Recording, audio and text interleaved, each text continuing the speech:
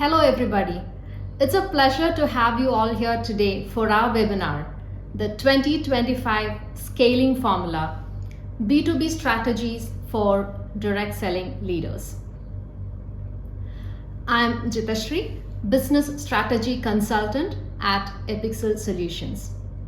We have an engaging, practical session lined up for you today, and we'll wrap up with time for your questions and interactions at the end. Whether you are a seasoned leader or scaling up a fast-growing network, this session is designed to help you think beyond tactics and into transformation. Over the next 30-40 minutes, we'll look at a practical framework that I call the 6-pillar scaling formula, helping you rethink growth, tech, and team alignment in a way that actually prepares you for 2025 and beyond. For those who are new to Epixel, let me give a brief introduction. We are a global leader in MLM software solutions, trusted by over 100 companies across 25 plus countries. We aim to build scalable, compliant, and future-ready systems that power growth in the direct selling industry. So let's get started. Let me quickly outline what we aim to achieve today. First, we want to empower you as B2B direct selling leaders to scale, not just faster, but smarter. We look at how to leverage technology to streamline operations, optimize your sales strategy, and reduce friction in how your teams and partners work. And finally, I'll walk you through the 6-pillar scaling formula designed to help you not just respond to industry shifts, but stay ahead of them. If you have been wondering how do we scale while staying efficient, relevant, and profitable, you are in the right place. So here's a quick look at what we'll be covering today. Business model reinvention. Because your existing model may not be optimized for where the industry is going. Digital transformation. It's a fact that tech isn't just a support function anymore. It's central to how we sell and grow. Social commerce and thought leadership. Where your brand shows up matters. Visibility has moved far beyond just product catalogs. Personalization and retention. Especially in network-based sales, this is the biggest multiplier of growth. Operational optimization. Small inefficiencies compound as you scale. So we'll talk about fixing them before they become costly. And finally, strategic financial planning. Without financial clarity, it's hard to grow with confidence. Each of these pillars is actionable, so feel free to take notes or drop questions as we go. Okay, let's start with your business model. The very engine that drives your growth. Ask yourself honestly, is your current model designed for 2025 consumers and partners? Consumers today are highly digital and expect speed, personalization, and a seamless buying experience. They don't want to wait or guess what's next. They want curated journeys. On the other side, your B2B partners, resellers, distributors, team leaders, they're looking for more than just commission. They want tools, transparency, ROI clarity, and a community they trust. So what can we do? First, audit your current model. When I say audit your current model, I'm not just referring to your financials or commission structure.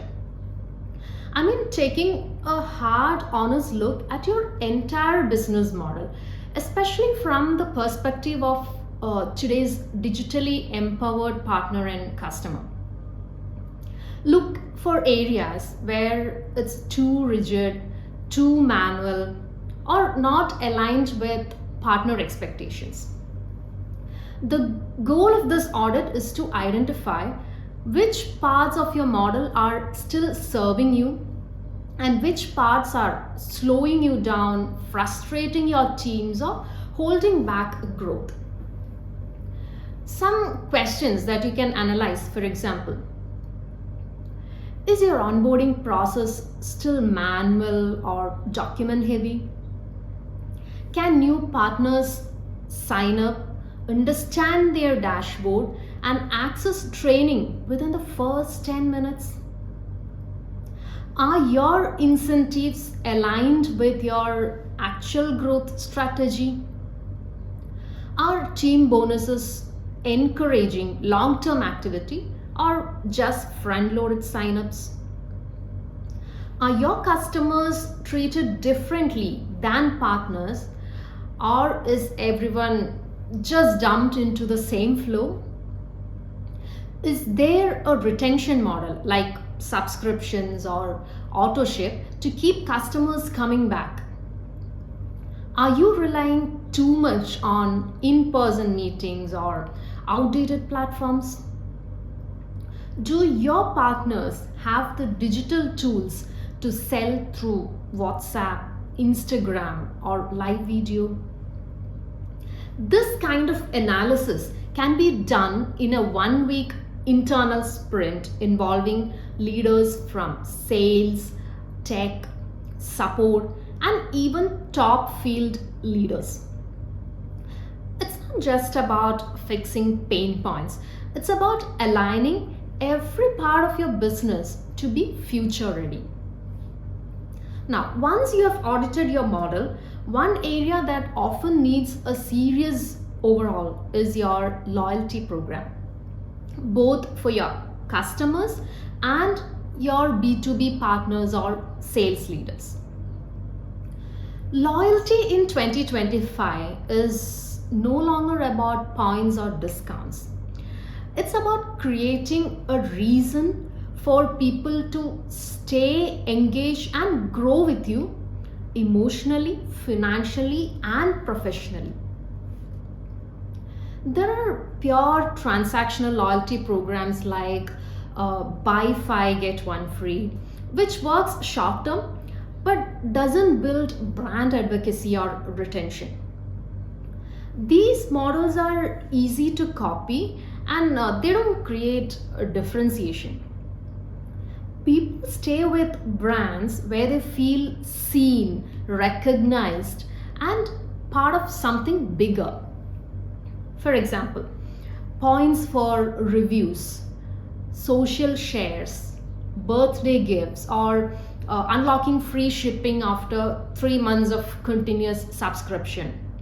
Or maybe the inactive ones get win back campaigns tailored to their last purchase, and so on.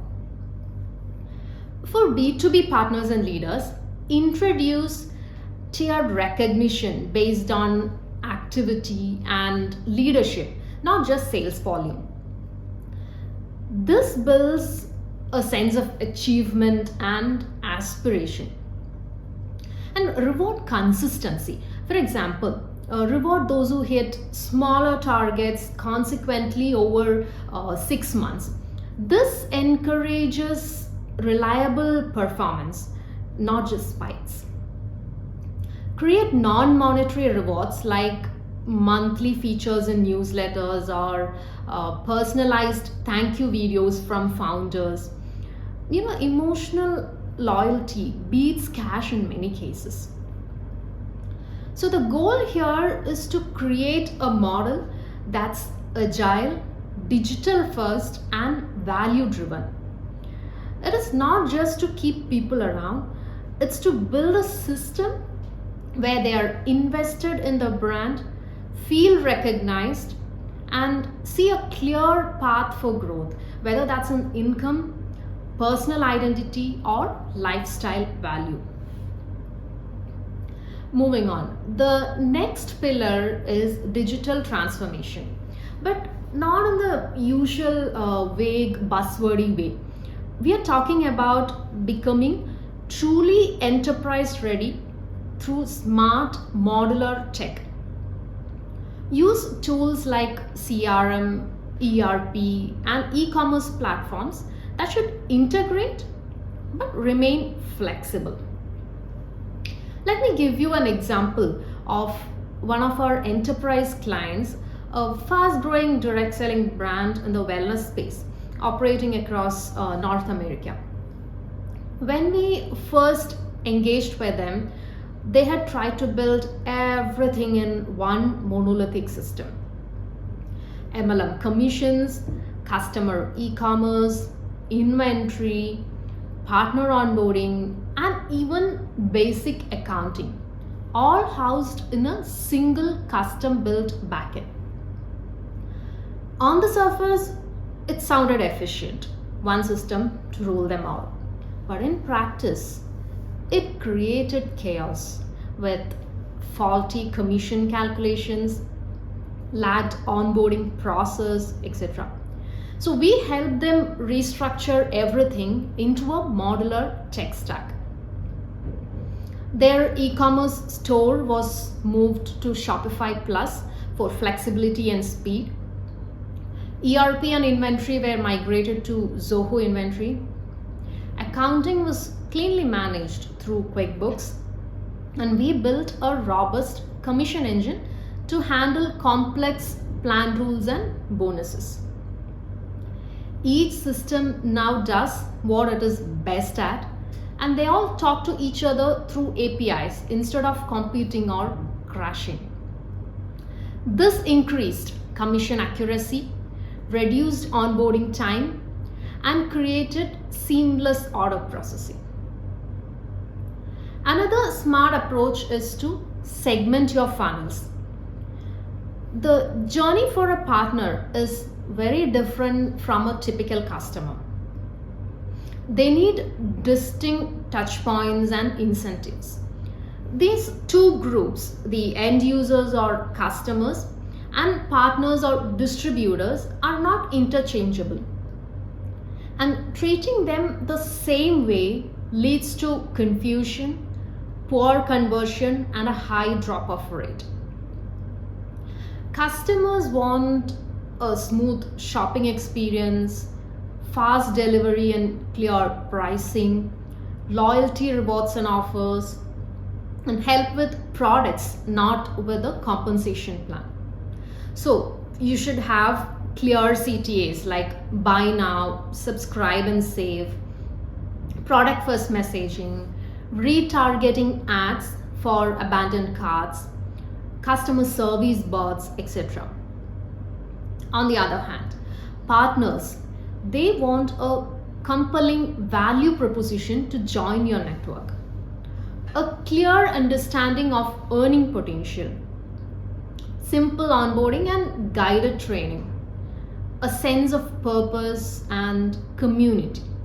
So our partner funnel should focus on business opportunity landing pages, social proof from other leaders, commission calculator tools or income stories, personalized onboarding with rank-based training, etc. See, if you push product promos to your partners, they'll tune out. If you pitch the business opportunity to someone just looking to buy a shampoo, you lose a sale. Okay, so one company, I remember one example. One company we worked with had only one landing page for both buyers and prospects. It was loaded with product info and income opportunity language. Most visitors got confused and bounce rates were very high. After splitting it into two distinct pages with separate journeys, partner signups went up 30% and product sales conversion improved by 42%. It was because people could find what they came for without distraction. So segmenting your funnel isn't about doing more, it's about doing what's relevant. And along with that comes leveraging real analytics. Understand your customer lifetime value. It tells you how much revenue an average customer generates over the entire course of their relationship with your brand. Why it matters in direct selling. It helps you set the right acquisition budget. It tells you which products or customer segments are more profitable. It informs your loyalty strategies and subscription models. It is also good to keep track of conversion path. A conversion path tracks the steps your audience takes before making a decision, whether it's purchase or partner sign up. For example, a customer sees a reel on Instagram, visits the product page, adds to cart, doesn't complete. Gets an email reminder, completes the purchase. That's a successful conversion path. Now you can ask, what kind of reels work best? Should you shorten the cart purchase process? Did the email recover a lot of lost sales? It lets you test and optimize based on data, not guesses. Another crucial point is partner ROI. Partner ROI tells you the return you're getting on the investments made in each partner or distributor segment. Think about it. You may be spending time training, samples, software seats, even travel incentive. But are you tracking whether those partners are producing consistent volume or building teams?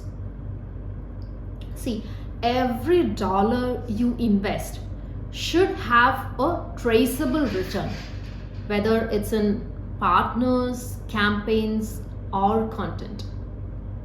So the big message here is that don't operate on gut feeling. Let your data lead the strategy and build in a way that allows you to adapt quickly.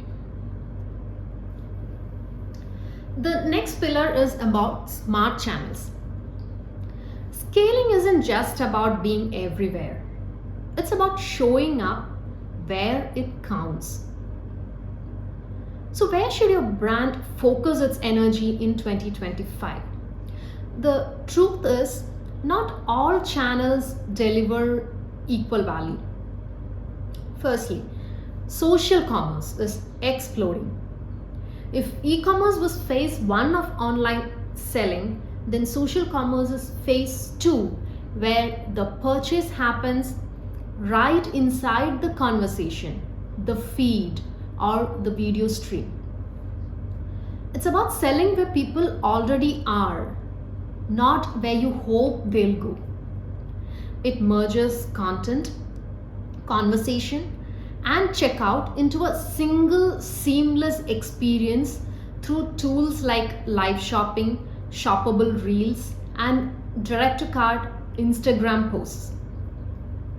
Imagine a top seller goes live on Instagram to demonstrate a new skincare product. Viewers ask questions in the comments.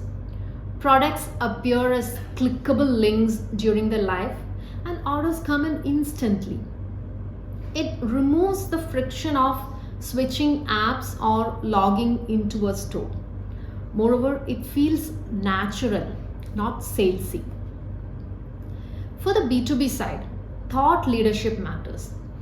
Use LinkedIn, webinars, and short form content to position your brand as an expert in your niche. It is content that builds credibility and creates pull.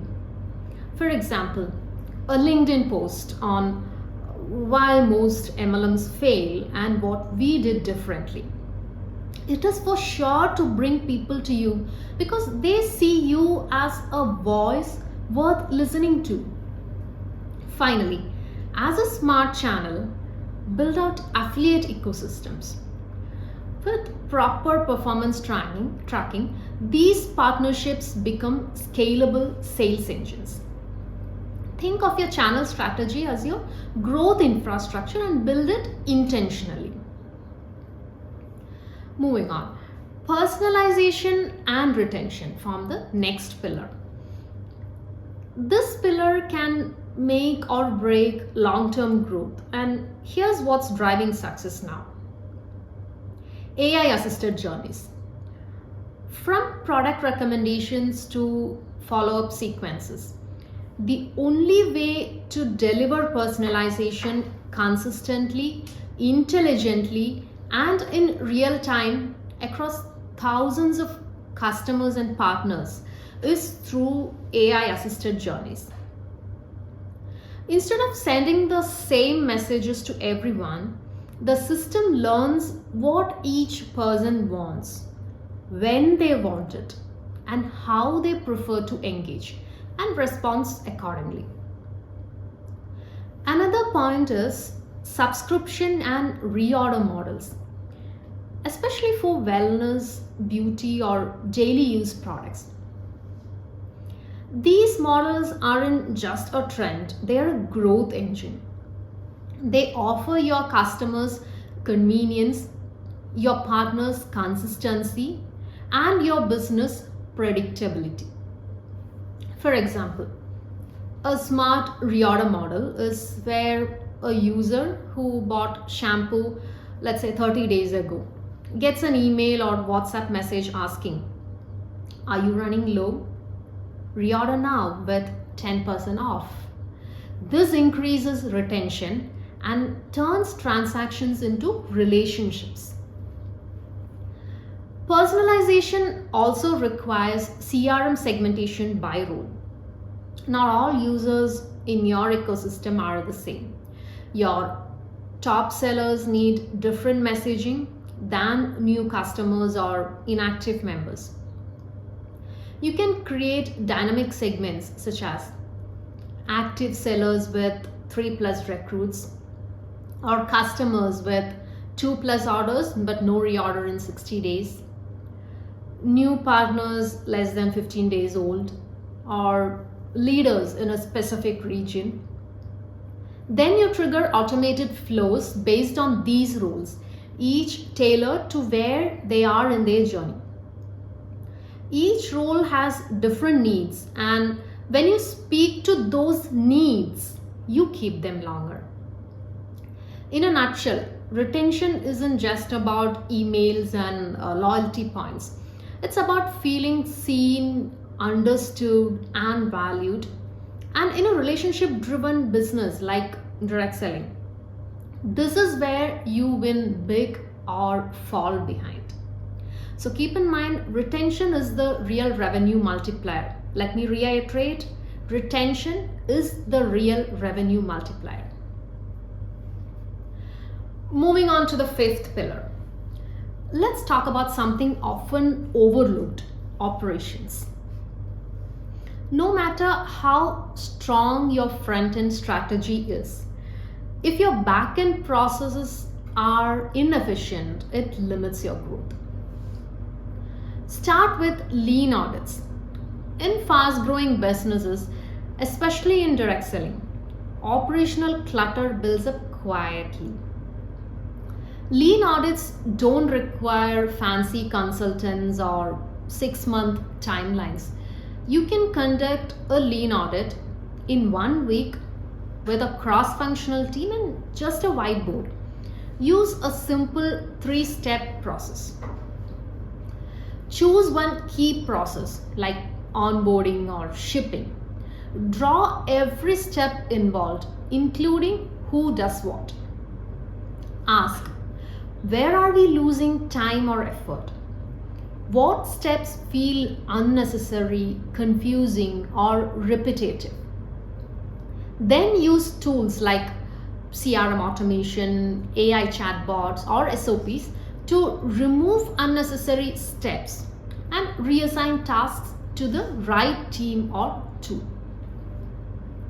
Another part of operations is to train your teams in practical skills. Most training programs in direct selling are generic: product knowledge, compensation plan, company history, maybe some motivational talks. But in 2025, that's not enough. What your team and partners really need is skill-based training like digital tools, smart communication, and negotiation, not just motivation.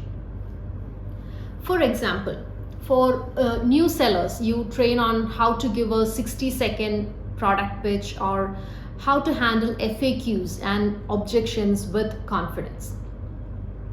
You provide your team leaders with coaching skills to activate new recruits or skills for conflict resolution in the downline. Along with this, you also have to upgrade systems. Many businesses still run critical operations through a mix of spreadsheets, manual follow-ups, outdated systems, or disconnected tools. That might work when you're small, but as you grow, manual systems become your biggest bottleneck. Switch to integrated, intelligent platforms like HubSpot, Zoho, or even lightweighted AI assistants for repetitive tasks. In short, your operations should be built for velocity and volume, especially as your network grows. Now let's bring it all together with the numbers. Growth without financial clarity is risky and often unsustainable. To scale profitably in 2025, you need to track 3 essential metrics. Know your CAC, AOV, and ROI, not in general but by channel.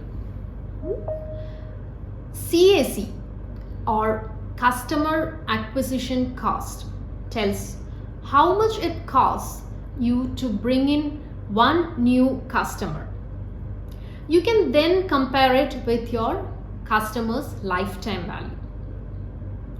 Average order value, or AOV, helps you understand how much customers spend on average per order. Improving AOV with upsells, bundles, or loyalty rewards helps increase revenue without increasing customer count.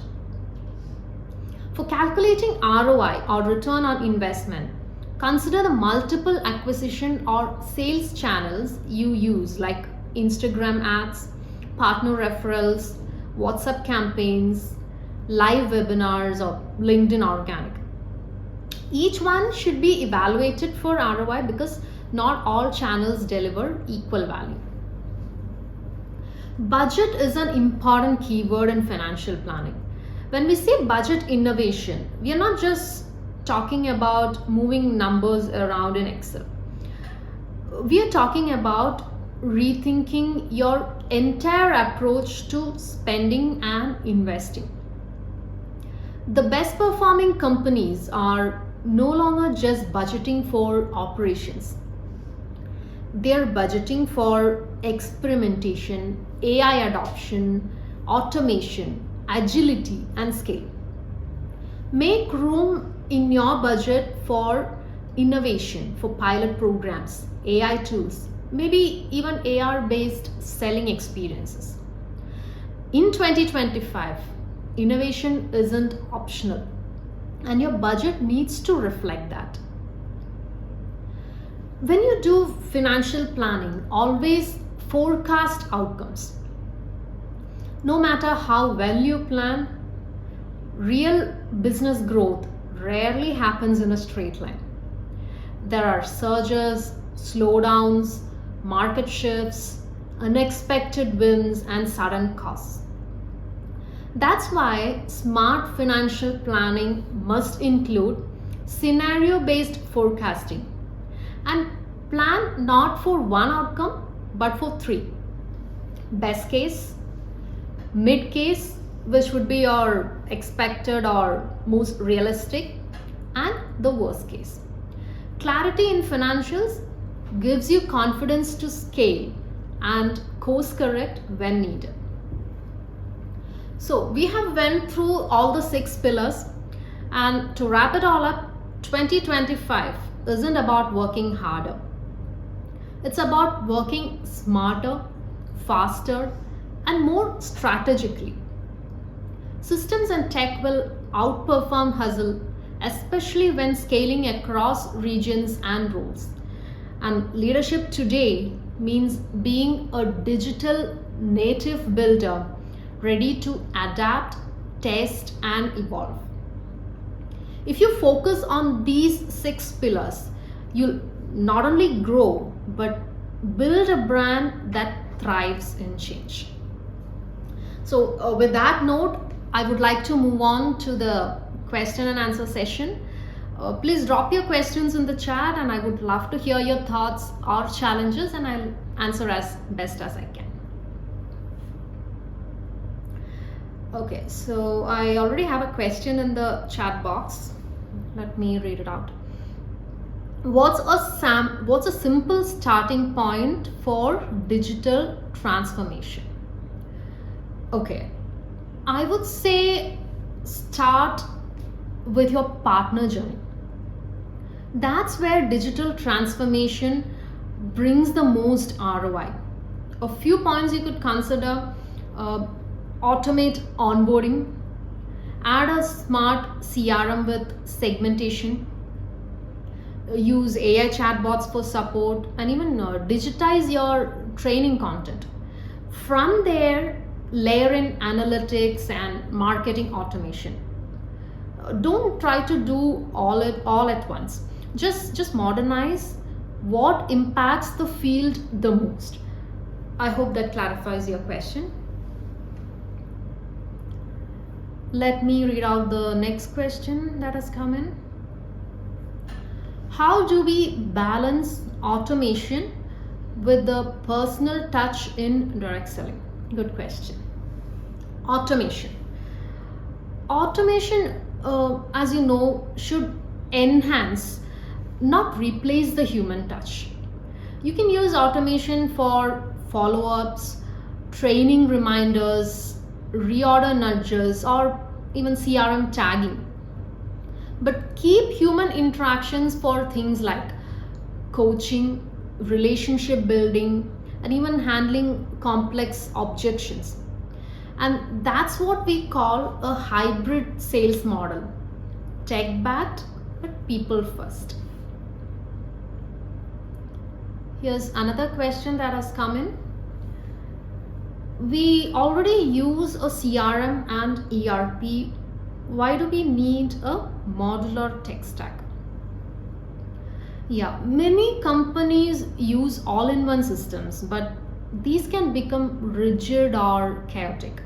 Just like in one of our slides we saw now, a modular stack lets you scale and swap tools independently.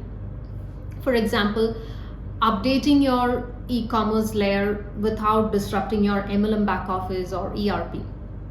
This flexibility is key when you expand to new markets, add new partner programs, or experiment with digital channels. I hope that helps. Let me take up one more question. How often should we audit our operations or partner programs?